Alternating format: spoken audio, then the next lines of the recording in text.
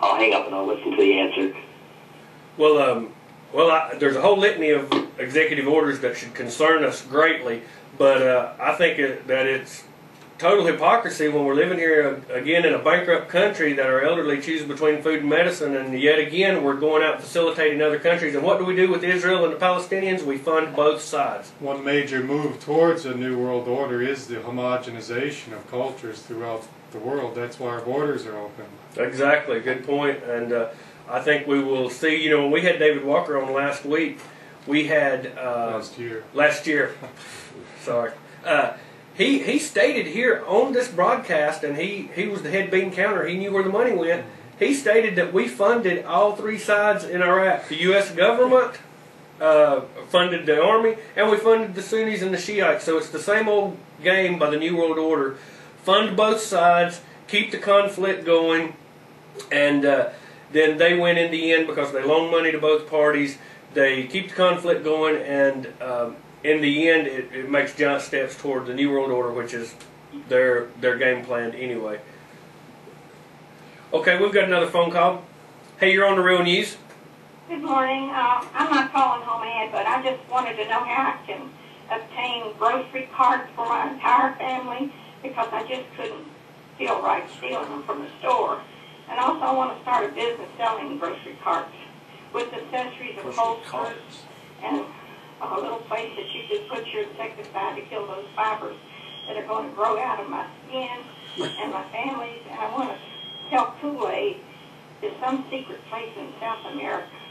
And I will only accept gold as payment. Thanks. Okay. Interesting. No, thank you. Just stay in your paradigm and...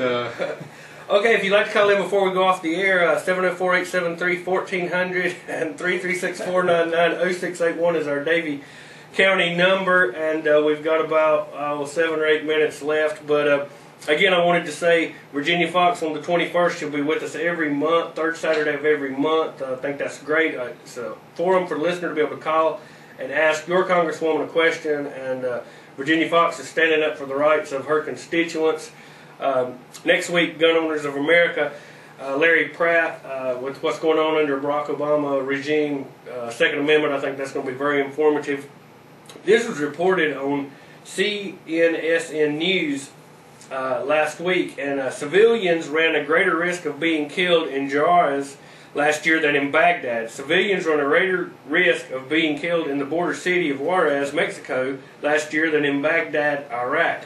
The per capita rate of civilian killings in the Mexican border city in 2008 was nearly 3.5 times as great as the per capita rate of civilian killings in the Iraqi province of Baghdad. CNSNnews.com has determined, based on the State Department statistics and data supplied by an Iraqi civilian casualty database recommended by the Department of Defense,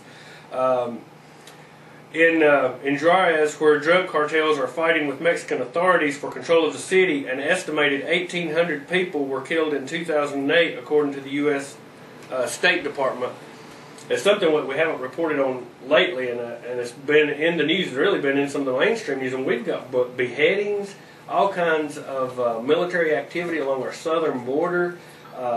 It's just Mexico is in free fall. In free fall, they're rated as the second country in the world by the State Department that might collapse. You know, I asked you, and you said, "What was your first one? Is it the United States?" No, it was Pakistan. But the news coming out of Mexico is extremely disheartening.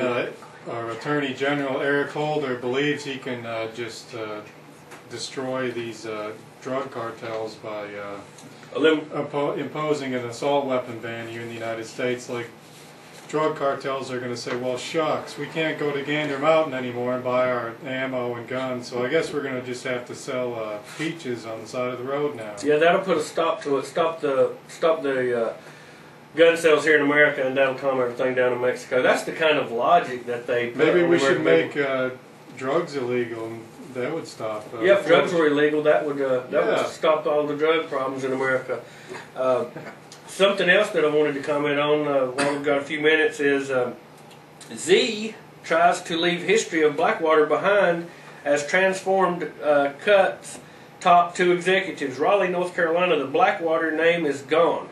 So is the focus on the security business that made it famous. Now the founder who built the private company into one of the world's most respected and reviled defense contractors is stepping aside as its chief executive. Eric Prince's decision Monday to relinquish his role as the chief executive officer underscored how hard the company, now called Z, pronounced like the letter Z, but it's spelled XE, is working to bury the Blackwater brand and move its focus further away from the security contracting that severely tarnished its reputation. Prince appointed a new president and chief operating officer in a management shakeup that he said was part of the company's continued reorganization and self-improvement. It comes in less than a month after changing the company's name to Z in an effort of rebranding. For anyone that's unfamiliar with Blackwater, a privately owned military stationed here in North Carolina, was involved in gun confiscation in Katrina, has been involved in several very questionable shootings in Iraq, civilian shootings, some on charges, and has been used by law enforcement here in North Carolina and other areas. They have an Air Force. I mean, it's well, the Iraq War, as far as I know, correct me if I'm wrong, was the first time privately owned military was openly used like this. I mean, I've never heard of it before. Well, I mean, it's happened throughout history, probably thousands of years ago. The Roman Empire, they utilized mercenaries. I mean, it's an age-old situation. Empires utilizing these mercenaries, particularly to do their dirtiest of dirty work. Also, we've got just a couple minutes left. Any of the clips we play you can find on our website, therealnewsradio.com, and a whole lot of different information. All of our broadcasts are archived there if there's any of them you'd like to see from the past. And if you want to send us information, you can send it to us on air at therealnewsradio.com. We're going to be planning an event sometime toward the end of March out in the street, probably around the Civic Center downtown Statesville, passing out information. We will let everyone know about that. This is a report that was out of the World Economic Forum. Elite members of the World Economic Forum meeting in Davos, Switzerland at the end of January were considering a proposal for a new global television network to usher in a state of global governance. It sounds authoritarian, even totalitarian to some.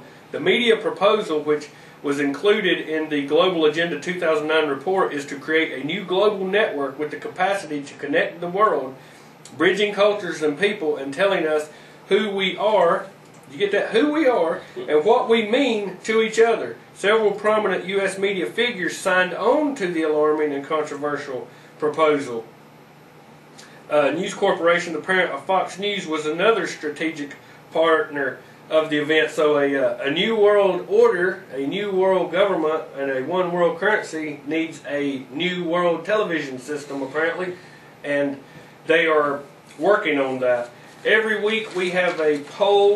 You can vote on it on our website. It is Hypocrite of the Week, and this week was Ben Bernanke and his recession-ending statement, the state of North Carolina's Constitution, which was one I voted for, Governor Perdue and her asking for bailout money, military's buying of riot gear, and Obama's continuing use of these black hole bailouts. And the winner is Ben Bernanke and his recession-ending statement, which was not totally hypocritical because we're going into a depression, as Bob Chapman told us today. The recession has ended. Again, the website, therealnewsradio.com, and next week we will have Larry Pratt, Gun Owners of America, GOA.com. He's supposed to be on in the 10 o'clock hour, probably about a 30-minute interview. And until next week, this is Farron and Brian. We don't have Ty Jim. We got our fill-in producer Billy with us. Thank you very much, Billy. And until next week, saying, God help us all.